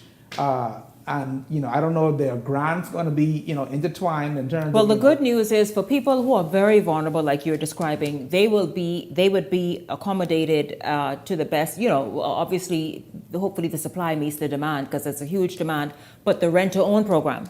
So there are several things happening at once. There's the rent to own. Then there are those families who can afford to get into and qualify and get into a housing, a low cost housing development. One of the greatest problems facing Bahamians today is housing, affordable housing. I don't know whether you can use the word affordable housing anymore. No. With the cost of living skyrocketing, with inflation as high as it is. I think just the cost of property, just the cost of bear land. in mind that over the last 5 years, salaries in the construction sector has almost doubled. For example, 5 years ago, the average mason and carpenter used to make $80 to $85 an hour. Now it's $120 to $150. Okay, for the same work. Yep. Okay, and the cost of construction materials has skyrocketed. Okay, the problem I believe that the government has now, we should congratulate the Prime Minister and the Minister of Housing for doing a commendable job in trying to assist as best they can. They said they're going to put a new housing development in industrial. I don't know, that property must be the property south of Premier Portis. Some of it is wetlands that takes you back over to that, what that road is out there where the U.S. government had that land like a park opposite the waterfront. That has to be around in that area. That's going back, I think it's on Waterfields or something. Yeah, Used to be in the that's back, going on back that there. side, yeah. But there's such a growing need. I would recommend that the government need to go in all of these previous subdivisions that was put up. And give you a good example. Right here in Big Pond, there's about 10 in that small area, vacant homes that's available. There are too many vacant homes that persons had that they'd have lost. In most cases, the older family member would have died, from going there myself. I'm brave Dave himself and finding it out. There's so much vacant land in many subdivisions. I'm talking about not private. For example, Camp Road. There's about 50 vacant lots there. The government need to go into these areas, acquire those lots, and build homes and apartment complexes for the people. They don't want to move out. They simply want to have a home in there and put park and recreation facilities in these areas. Baintown is another area. We have a lot of vacant lots. In the Grove, there are parcels here and there to enable those persons who really can't afford, because a low-cost home now at $225,000, you know what it takes to qualify for that? You imagine what it takes. It does not take a government worker, that's for damn sure. I think at the end of the day, with the increased numbers of individuals who are looking for home or need housing or roofs over their head, one would ask yourself, do we continue down the line of just creating, single family homes, or do we look at going into the condo? That's a hell of a mindset that you got to overcome. But some of it is condo. This is, I invited the gentleman back to come on because there was a lot more that he could have shared with the Bahamian people for them to have an appreciation. I'll tell you this too. You can tell the importance of it, of this topic here, because the traction and the response he got, because people are interested in trying to own a piece of the pie, to realize their own definition of what the Bahamian dream means for them. And so I certainly would love for him to come back and talk about exactly what is there. It would be good if the government would sit with the Chinese who are here now refurbishing the Thomas A. Robinson Stadium. have little to do now because the project is almost coming to an end next few months. Complete, yeah. And they indicated to myself and others that they would wish to assist us in putting up houses. See, the speed at which you can put up houses, you know, it takes, right now, as fast as the government is working with these contractors now, they put up less than 100, 150 homes. You can't wait for that. The Chinese can put up 1,000 homes within 6 months. The technology, especially the new we technology need them that's in here available. to help us. Yes. You know, you have cubes. You have That's the magnitude so many different technologies of what the problem is. that could withstand a 200-mile-an-hour or Category 5 storm. That is why I opened my eye a minute ago and let's say 1,000 homes in 6 months. I'm yes, like, easy. Easy, and I urge the government. There's a lot of technology out there and where get it you done. can have modular homes, things of that sort. Yeah, it would be cheaper. Would be better homes and long-lasting homes. Well insulated, very efficient. You know, all these are things that we need to start looking into. We need to lean on the Chinese who are here to help us. We see it's getting colder and colder, you know, every winter. Not taking away from payment contractors, but they could use that expertise. But then they don't. Another thing, especially when we look at the government housing, we need to make sure that contractors who are coming in to do the work are doing it right the first time. That they know. See, and this will be, we talk all the time about the expertise level, about the skill level of, and I spoke with someone on the show just earlier this week about the fact that, listen, you're hard pressed to now find many Bahamians on construction sites. But for many reasons. Number one, 85% are foreigners. Right, because they don't want to work. But number two, they have They don't have the skills. They have been outskilled. That's where I'm going. To get these they have people been involved in the outskilled by the people who are now doing the jobs. Because people like you and everybody else now require more for their projects. But and rightly so. Let me make this clear to you all, on all who are listening. Over the last 40 years, in my lifetime being involved in frontline politics, the average Bahamian who gets a government home, there's going to be 3 to 4 persons signing on that document for that mortgage. Okay? You can have the mother, the father, the sister, and one brother. Sometimes you got to have a cousin who sign. The problem you have is when one of those persons move or get married, and they move out of the home, the mortgage then falters. It'll shock you to know the faltering rate in the government homes. And the Bahamians, a lot of them have this thing in their head that when the government give you a house, that's for free. They feel like that's for free. Most people come to me. I remember that's happened. As a reporter, I did a few stories on that. 5 years, I haven't paid. Not 1 cent. Okay? Not 1 cent. Now, the government also need to go into those subdivisions where they have homes, the person falter, refix those homes, and sell them to people who are in need of a new home. There are a whole lot of things need to be done. Ownership is one thing, but people need to know what comes along with ownership. Exactly. You know, it's the maintenance. You must pay. You know, just a mortgage is one thing, but the maintenance of the upkeep of that home. You know, whether it be the roof, the plumbing, the electrical things, that's all. People don't take these things into consideration. And also stopping the homeowners who just move into those areas from those very bad areas, from flooding it with old dilapidated cars and other things that downgrade the value of your property. Yes, and they shouldn't allow it. Absolutely. You should have people from environmental health in there every single week. Cleaning it up. Make sure. Get the cow you got 10 days, it was over here. But this is where, we should, the environmental health should go around and issue fines. Listen. To individuals. They should because it's on the books. Again, turning back to Baintown and Big Pond. In Big Pond, on Saturday, we went there for the day. I can take you to at least 50 cars in a small area as Big Pond. Dilapidated, that needs to move. Some with 4 cars in But you hold these people responsible, man. I mean, man, flip, man. They don't. But if thank you. I was going to say, in the U.S., that doesn't happen. You get hit with heavy fines. You cannot do it. And that's $1,000 for a car in the States if you do it. In the government in the U.S., if you those outstanding, all right, it's the same they thing. Charge you $1,000 with a traffic ticket. Yes. If you give out a traffic ticket, more than likely you should not be able to go get your business, your driver's license, things of that sort. These are things that we need to implement. As I drive home at night, I see at least 5 to 6 cars with no lights on the other side. They intentionally drive without light. Many of them. Yeah, because more than likely they intentionally drive more than without likely light. their license expired, or You can't go, if I take you in Fox Hill now, you wouldn't go through one street in Fox Hill without 10 cars in the street that's dilapidated and wouldn't move. Every street, I said, not one is safe. Not one. And the same thing with most the inner city areas. In every block, we must do better. You give the guy 5 days. Get it out of there. But that falls on the environmental health. It's the people. Yes. My flip. How do you try and inspire people to friggin' be clean? My God, you think maybe you gotta what? No, you want to pay them off? You want to pay them off too? You have things that happen the same thing in gated communities. People do yeah, not but they don't realize- need forcing. These the same people who will hop on a plane. Give them yes. And then the mindset of these people. That's why I applaud any. Because we allow it to happen. Do we have legislation that exists Everything that is speaks there. to fines and we allow it to happen.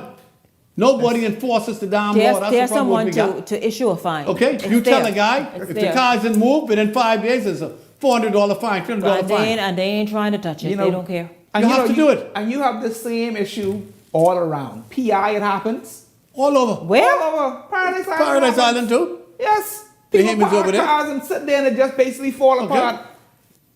And then when you go to the police, you tell the police, hey, this car been sitting there, but that's private property. We can't do nothing with that. It's all problem. around. Jokey Bahamas. That's We what it are is. jokes. No, jokey. We are Jokey. jokes, and people look at Jokey. us. And then on top of that, many of them Us are over dirty there, people. many of them over there are foreigners. Because remember the Davis Chinese? The Chinese who changed their last name to Davis. So they foreigners. They know better. But they're taking advantage. Shanique, if you ever, you know something, people, Chinese is one thing, right?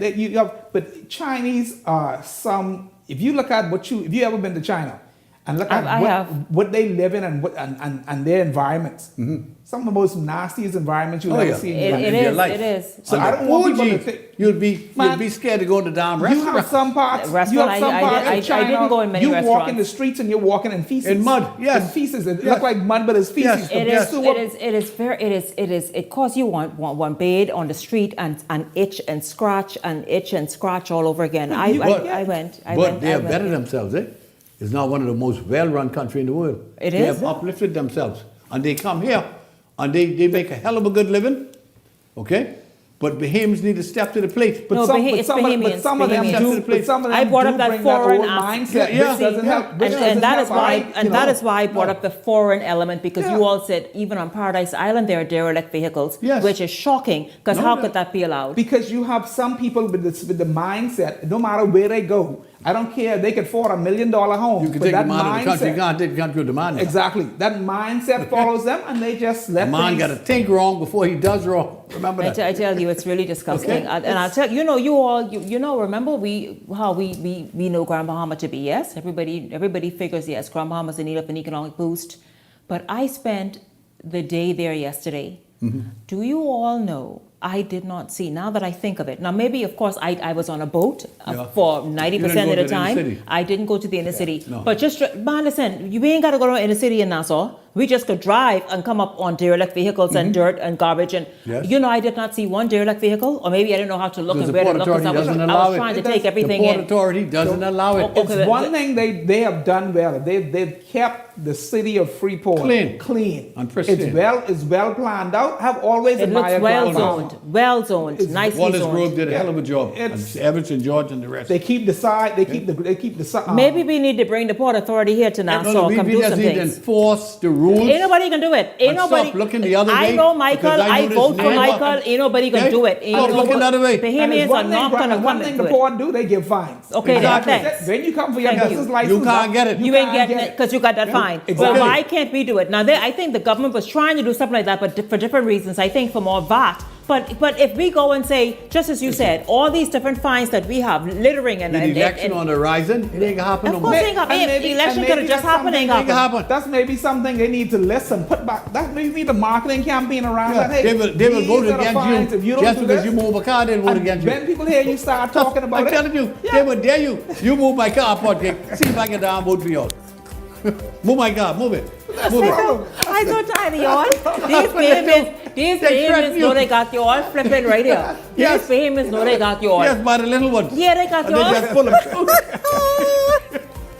Lord, I tell you. Listen, y'all winning, you know, y'all winning. No, it's y'all winning. Because if y'all can talk, but y'all find me for this car and I vote for you, y'all winning.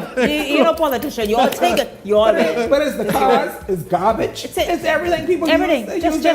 Just being nasty for no reason. And the minute they miss and tip Florida, different story. They could find the garbage. Line right up and walk straight. Right on the right line. That's it, right there. What you do is put on the seatbelt, right? That seatbelt on. As soon as you get to the airport. Seatbelt on. 99%, no seatbelt. Seatbelt on. They run the red light, they can't do it in Florida. I tell you, boy, they listen, they talk about jokey leaders, jokey people. How about that, They y'all? look around, make sure no empty bottles. Make sure nothing in the car. Nothing. Where the garbage? Running to find the garbage bin. Make sure it's in the garbage. Y'all know better. Y'all know exactly what y'all doing. Because we allow it. Because we allow it, talk about is I couldn't be no politician. It's a major investment by Mr. Fox, eh? Couldn't be, could not be. What? The major $300 million investment by Bahamian. That's the biggest investment ever made in this country by a local Bahamian. Wow. Mr. Fox and his family. It's good to finally see Bahamians. Massive investments. That's going to employ over 1,000 Bahamians. Wow, really good. The Bahamas now is getting Bahamians to own something. To actually really take meaningful ownership. That's real ownership. Yeah, real ownership. That's real ownership. A major portion of the rock. And this is what we need to get to, where Bahamians get to own the industry.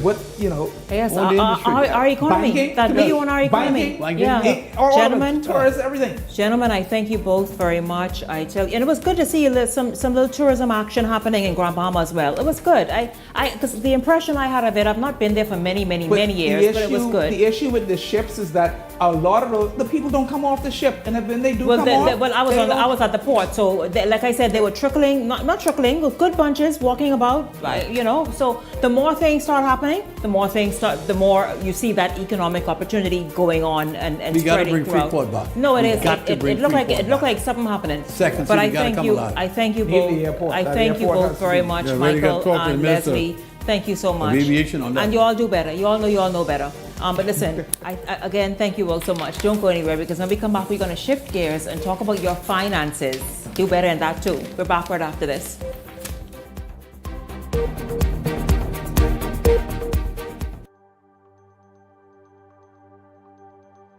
Hello, ambitious women. Are you ready to take your business to the next level? This is your chance to shine. I'm Adriana Fox, co-founder of the Fox Foundation. And I'm Adriel Fox, legacy advocate of the Fox Foundation. We're thrilled to announce the second annual Women's Entrepreneurship Episode Grants Initiative, created to empower and support women like you who are making waves in the business world. This year, we're offering $75,000 in grants to female entrepreneurs with innovative business ideas in undersaturated markets and industries that have yet to reach their full potential. Our top 3 prizes are $25,000 for first place, $20,000 for second place, and $15,000 for third place. In addition, 7 runner-ups will receive $2,000. We encourage businesses such as those in digital markets like web innovations, AI-driven service, niche e-commerce, or emerging industries such as green technologies, health tech, cultural tourism, and personalized educational platform. Whether you're launching a startup, scaling your business, or tackling that big idea that needs a financial boost, this grant is for you. Last year, we funded 10 incredible entrepreneurs, and this year, it could be you. Imagine what you could achieve with the funding to grow your dreams. Apply now and join a powerful community of women entrepreneurs leading the way. Applications are open from January 31st to February 28th. Don't wait. Visit our website for more information. This is your opportunity to break into a growing market and make an impact. Apply today and let's build a future of unstoppable women entrepreneurs together.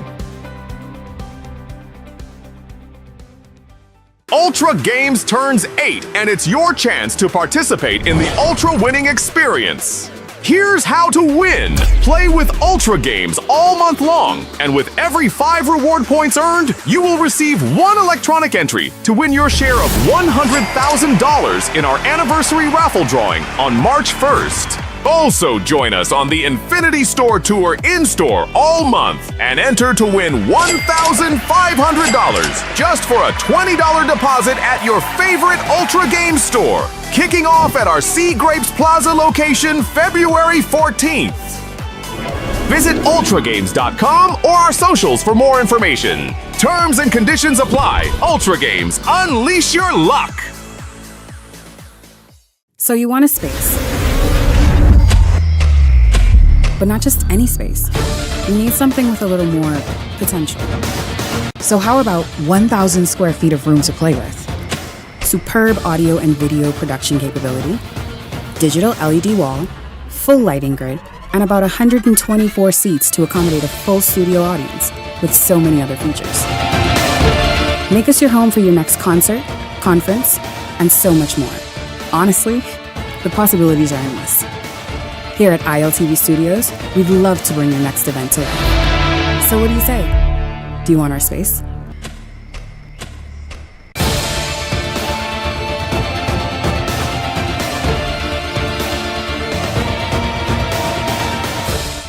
If you enjoy watching Beyond the Headlines, take advantage of our exclusive offers with 4 15-minute interview segments at $1,200 and 20 30-second TV ads at $2,000. Contact 557-0258 or 557-0259 for more information. Go beyond with Beyond the Headlines.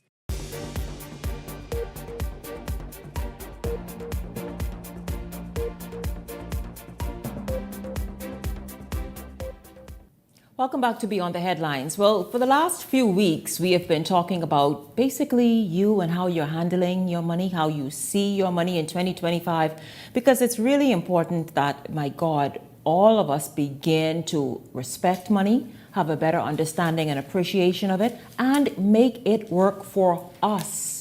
And so I've been speaking with Young Money Solutions CEO, Howard Johnson, who is in the state of Florida. He does this work, well, this is part of what he does in this throughout the U.S., really, but primarily in Florida, where he has a number of groups and seminars and various training sessions and modules for persons wanting to improve how their finances look. And it's possible, but it's going to take a lot of sacrifice and discipline on your part, and this is what he's been walking us through for the last few weeks. Good evening to you, Howard. Welcome back to Beyond the Headlines. It's good to see you, and thank you for joining us. Good evening, Shanique, and good evening, Bahamas. Thanks for having me again. You know, we thought that it's really important, instead of going and talk about, let's talk about investments and your investment portfolio and the rest of it. Everyone, and Bahamians in particular, really must understand just the basics still of what savings is. Because people will say, man, you're talking about investing. Shoots, how do I even get the money to invest? So, Howard, I would like you, and you've agreed, to sort of double down again on savings. How do we do it? How do we break it down truly for bite-sized pieces that we really grasp and understand how to begin saving, how to save intentionally, and to save that it matters? Yes. Shanique, before we get started, I have to say this real quickly. My aunt, Miss Anita Williams, is over there in Fox Hill. She turns 83 today. She is a longtime listener, loves Beyond the Headlines, and I just want to give her a shout out and say happy birthday to my aunt, Mrs. Anita Williams, over in Fox Hill. Happy birthday to you, 83, yes. Wonderful. Yeah, yes. And so one of the most powerful concepts, and it's a golden rule in personal finance really, is pay yourself first. Like millionaires and billionaires all over the world, they swear by this powerful yet simple concept. Pay yourself first. And under the pay yourself rule, what happens is you take money from each and every paycheck you have, and you put that in your savings, in your investing accounts, your financial priorities, and you do this before you pay any of your bills and do anything else. Okay? Mm-hmm. So you're paying yourself first. Now, here's why this is important. When you pay yourself first, you're doing 4 things. The first thing you're doing is saying, I am more important than any bill I have. You're going to pay Mr. Cable. You're going to pay Mr. Car note. You're going to pay Mr. Electricity. You're going to pay all of these people because it's important, but you are more important than any bill that you have. That's number one. Number two, Howard, many people aren't sort of encouraged to think that way, especially when it comes to your money. Like, how dare you pay yourself first and you have these outstanding monthly obligations? Yep. You're more important than any bill you have. And we're going to delve into it. Number two, by paying yourself first, what you're doing is prioritizing your long-term needs and your future expenses, okay? So that's number two. Number three, what you're saying, which ties directly into what you just mentioned, is I will adjust my lifestyle and spending to live on what is left when I've rerouted that money away before paying my bills. And finally, when you pay yourself first, you're saying, this is a priority that I can develop into a habit. And that's where the discipline comes in. Now that you've begun doing that over a period of time with consistency, it now becomes muscle memory. And so you're going to continue to do it. But those are the 4 reasons why we should pay ourselves first. And it's very important. When you pay yourself first, do you use some of that funds to go elsewhere, like towards savings, or that's totally your discretionary, like you just go and have fun with that, whatever it is? No, there's nothing discretionary about this. This money is very, very, very deliberate and purposeful. So Warren Buffett, and I don't know if we have the infographic ready, Justin, right? if we can pull that up, because Warren Buffett, we know, is one of the world's most wealthy, and he is admired for his own financial discipline, even though he got hundreds of billions. Yes. Now, Warren Buffett at one point in the 1990s and early 2000s was the richest man in the world. And he's quoted as saying, "Do not save what is left after spending, but spend what is left after saving." I mean, that's just so powerful. And it encapsulates this mantra of pay yourself first. I'll say that again. Don't save what is left after spending, but spend what is left after saving.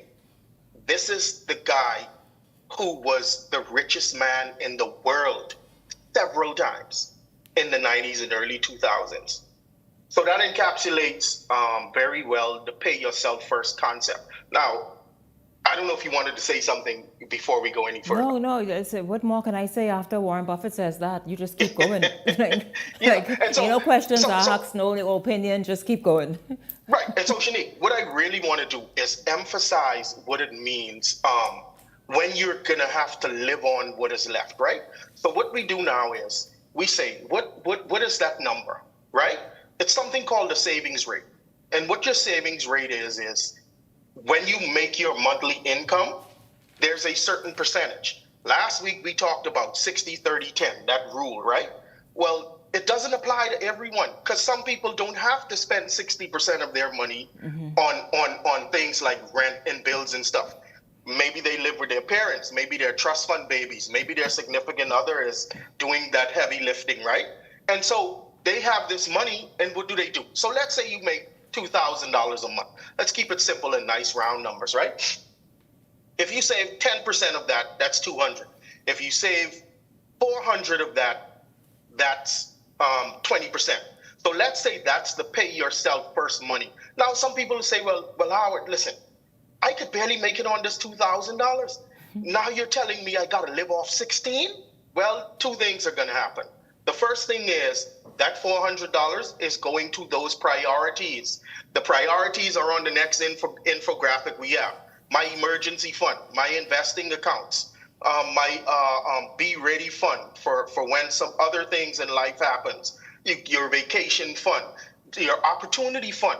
There's so many things that you can reroute this money into that are important financial priorities, right? Mm-hmm. But number one, when you move that money, you are taking it out of everything else you have. And then number two, you're now forced to live on $1,600. So what are you going to do?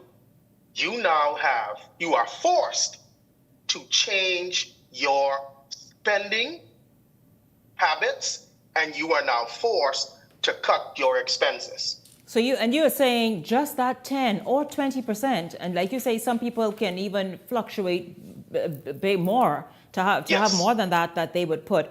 Those 8 sort of pillars that you mentioned there as the 8 savings funds that everyone should have and develop in place. This is what you keep plugging into. This is what you take that 10%, that 20%, whatever it is, but be very intentional about plugging into.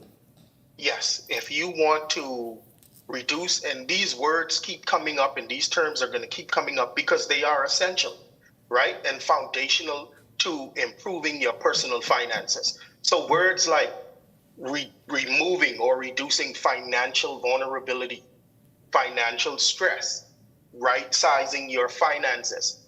What we're talking about here today with the pay yourself first concept is what you have to do to make those things a reality.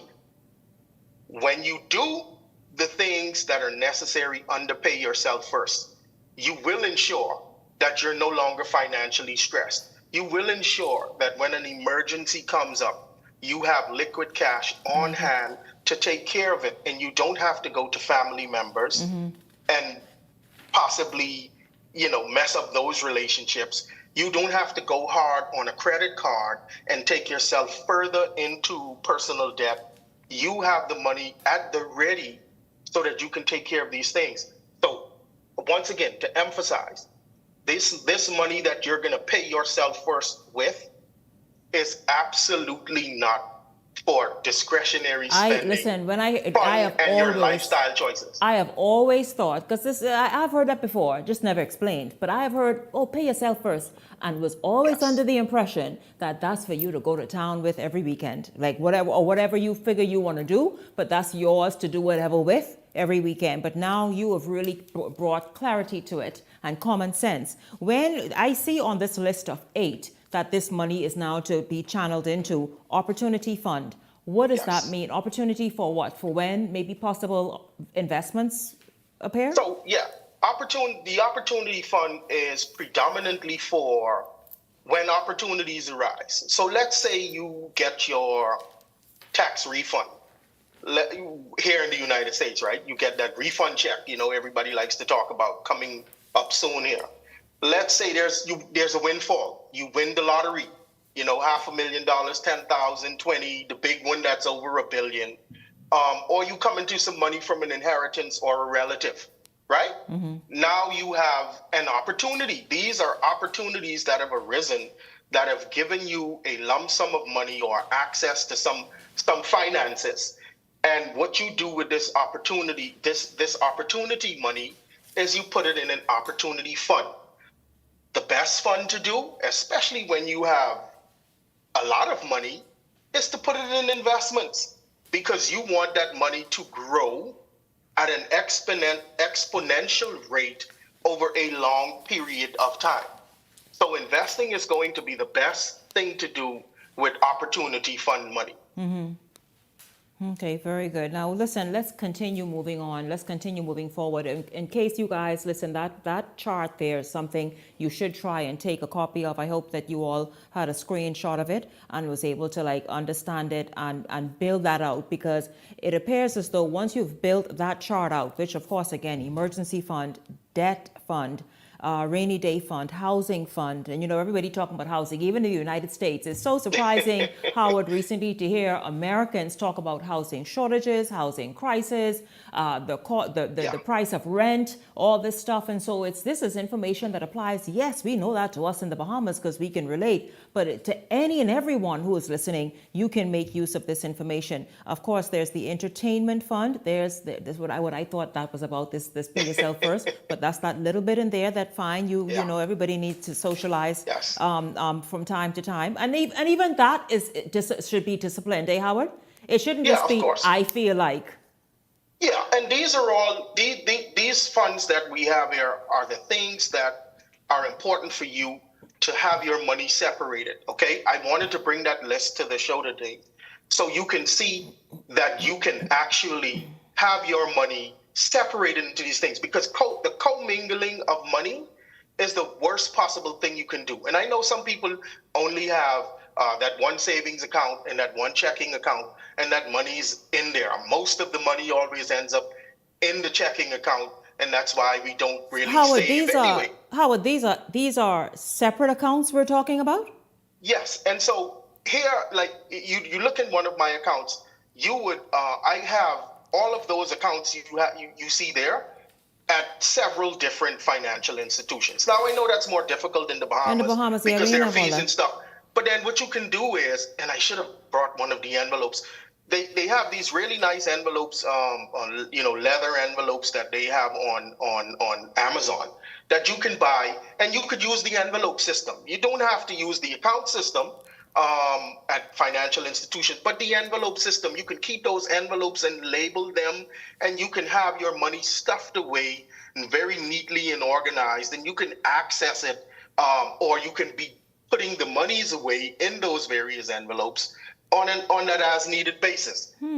So you all heard that, like no merging of I got that. No, I know how much I have in the account, so therefore I good. No, Howard is suggesting, and this is what he teaches on a daily basis with people, like I said, around the United States. And some Bahamians, you said last week, are also involved in the Young Money Solutions sort of training program and take advantage of it. But this is what he teaches. And everything I just mentioned, you all, is a separate account. Now, as he said, of course, in the Bahamas, we don't have as many banks, but, the United States has several areas and financial institutions. But you know what, though?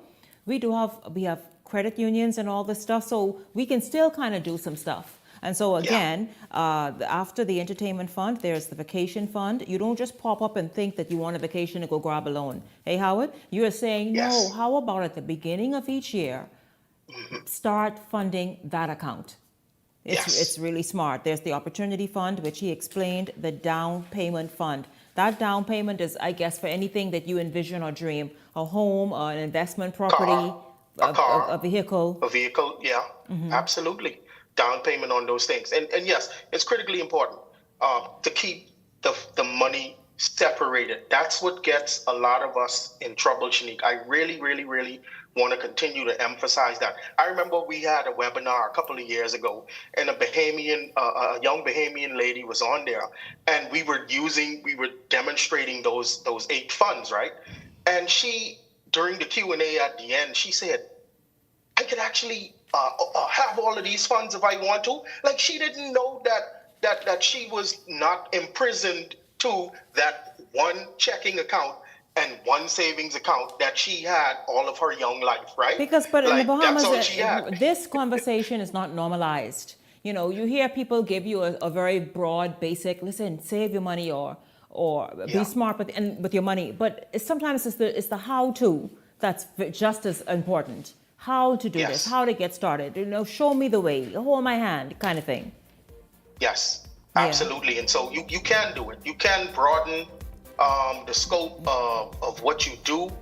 Keep that money separate, because that is going to have you organized, and it is going to save you a lot of stress at the end of the day. The next time I come on, I'm going to give our listeners and viewers information about our upcoming webinar, where we're going to do some stuff with some of these funds and demonstrate how to set them up and get the ball rolling to right-sizing your finances. So we're excited about it, and we're going to provide the information so that everyone can jump on the webinar and learn some stuff to apply. We don't just want you to learn, we want you to take action on the back end of the knowledge that we're sharing. Very good. I also want you to look at personal and professional development and where you can access some of these free online things that's beneficial. That again helps sort of like just make you more marketable and more intelligent when it comes to money as well. Howard Johnson, thank you very much. Howard Johnson of Young Money Solutions in Florida.